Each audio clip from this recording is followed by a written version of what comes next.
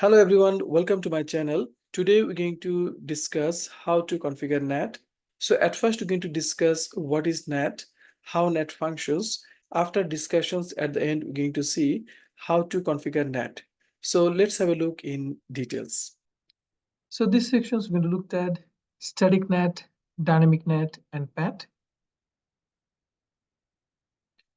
So why we using this NAT? NAT is a network address translation. So why do we use? So private addresses not routable over the internet. Use private addressing and connect to internet. Use network address translations or NAT. So basically, these are the private address we have, like 10.000 to 10.255.255.255. This address, they are private. 172.16.002 to 172.31. something, they are also private. This side, they are also private. All these addresses, they are private address. So private address, if they want to communicate to outside network, they must have to go through translations. Once you translate, then after that, basically, they will communicate outside. So in your home network, for example, everybody getting the IP address. So basically, that is more on private IP address. Like you have your mobile phone, you have your laptop. So basically, all these things, they are private address. But when those private address they communicate outside world, your router translate those private address to public address.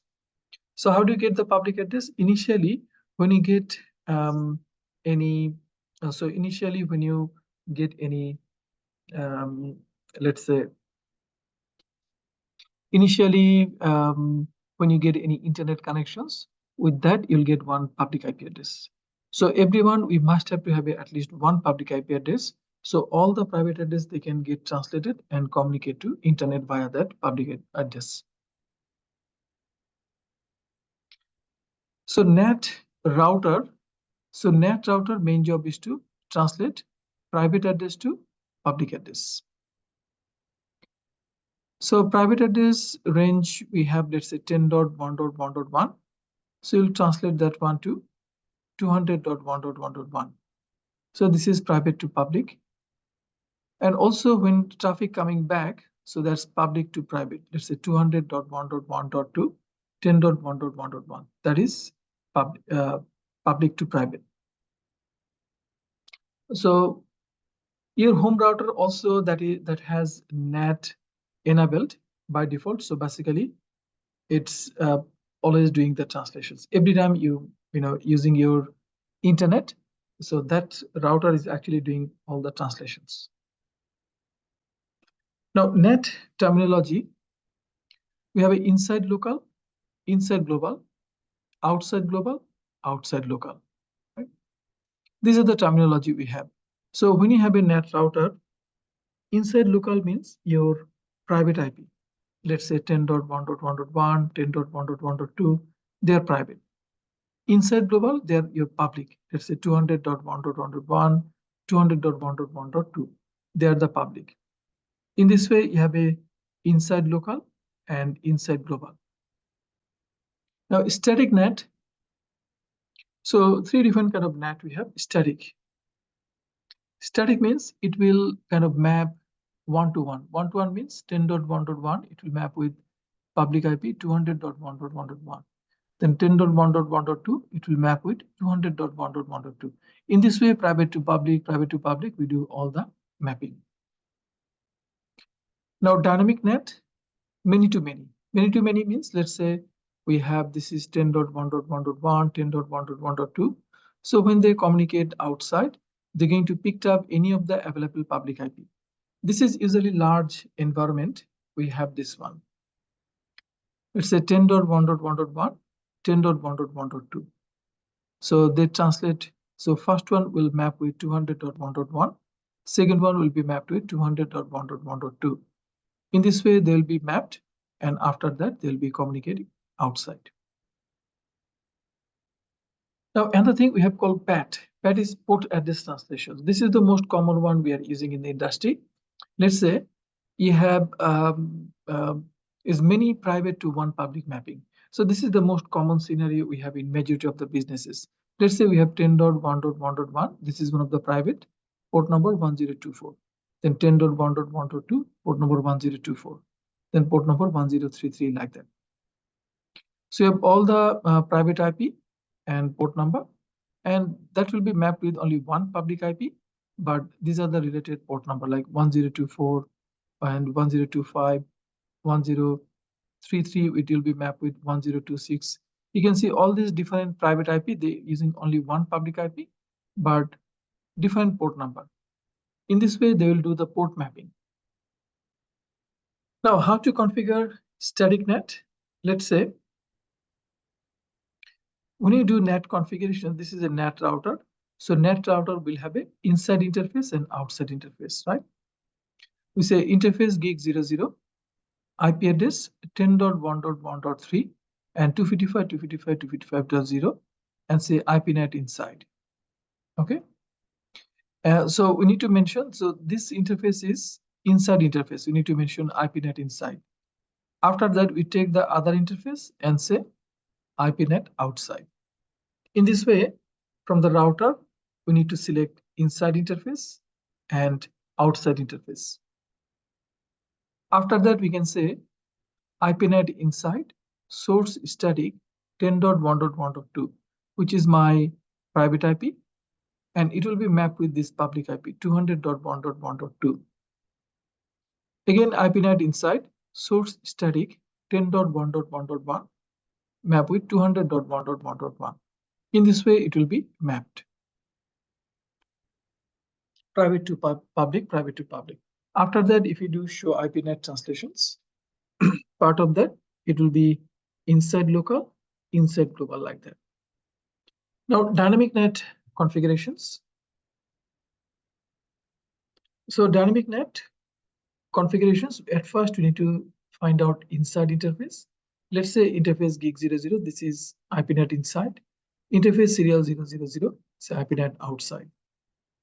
After that, we configure the pool, say IPNet pool Fred 200.1.1.1, 200.1.1.2. And the net mask 255, 255, 255.252. After that, so this is the public IP and this is the mask we have. IPNet inside source list 1. So 1 is any access control list number and pool Fred. So see, when you configure dynamic NAT, you need to configure this access control list. And what is a Fred? Fred is just this pool name. And then we say access list 1 permit 10.1.1.2 permit 10.1.1.1, like that. Verification command, show IPNet translations, show IPNet statistics. These are the two show command we have. Now NAT overload configurations. So interface gig 00, IP address and mask we have, and then IPNet inside. So this is my source. Then interface serial 000, then IPNet outside. That is my outside interface. So we have inside and outside. After that, we configure it this way. IPNet inside source list 1. 1 is again access control list. So that means access control list, with that we permitting this to IP. And then say interface serial overload.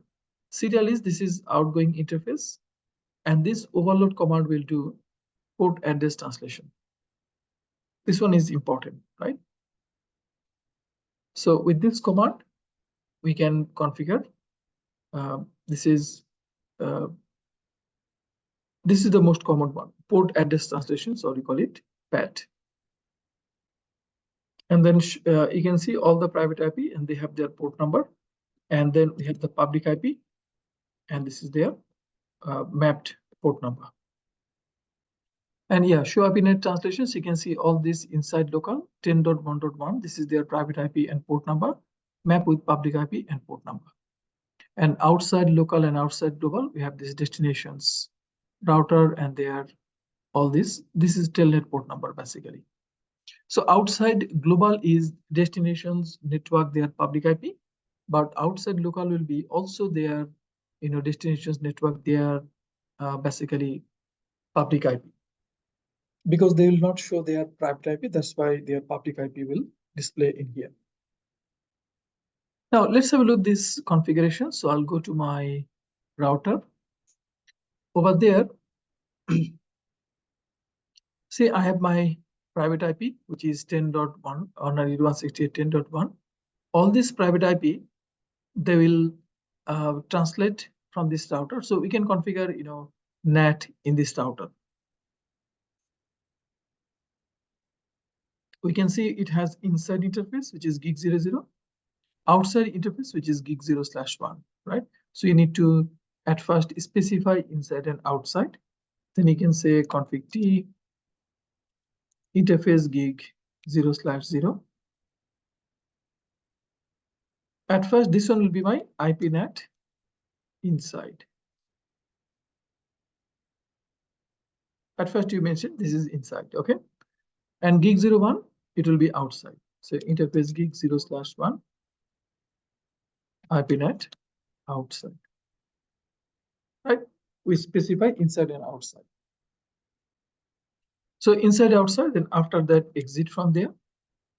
Then we do the translation. So you can say IP NAT inside source list. Then we put any number. I put 5. That's the access control list number. Okay, I put 5. Then interface gig 0/1 overload. So IPNet inside source list 5 interface gig 0/1 overload. So with this command, we can pretty much configure the access control list. The ACL, so I say access list 5 permit 192.168.10.0, or I can put permit any, or like the entire network, or say 0.0.255. Both of them are correct. Okay. You can see this is the NAT configurations. Once you do the NAT configurations, after that, it will show us the all translations. After that, if I do exit from here and do show IP NAT translation, you can see there's no translation, so nothing happening. Okay. So because there's no activity happening from the router, what I'll do, I'll go to my PC and ping 192.168.20.5 because we blocked 20.1 last time. So we can ping 20.5, we can ping 20.10. Yeah, that should be fine. Yeah, we can ping. After that, when you ping, then if you do show IP NAT translations, now look at that.